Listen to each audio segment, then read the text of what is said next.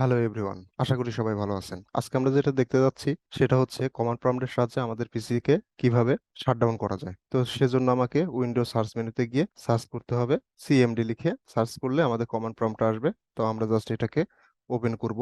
Open করার পরে আমাকে লিখতে হবে শাট ডাউন ড্যাশ আই। তো লেখার পরে আমাদের সামনে এরকম একটা remote shutdown dialog window open হবে। উইন্ডো ওপেন হওয়ার পরে আমাদের এখানে কম্পিউটার নেম লিখতে বলতেছে। তো কম্পিউটার নেমটা যদি জানা না থাকে সিম্পলি প্রপার্টিসে যাবেন। প্রপার্টিসে যাওয়ার পরে এই যে ডিভাইস নেম, এটাকে জাস্ট কপি করবেন।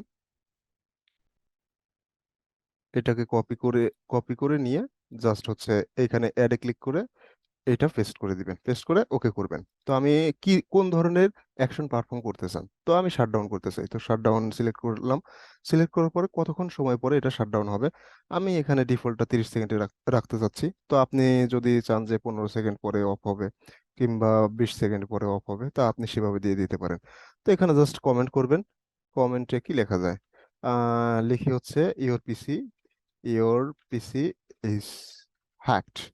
তো জাস্ট ওকে ক্লিক করলে আমাদের পিসিটা এরকম একটা ইয়ে দেবে, your PC about to be signed out, your PC is hacked. Close. Close করে দিলে এটা 30 সেকেন্ড পরে অটোমেটিক অফ হয়ে যাবে। Thank you everyone.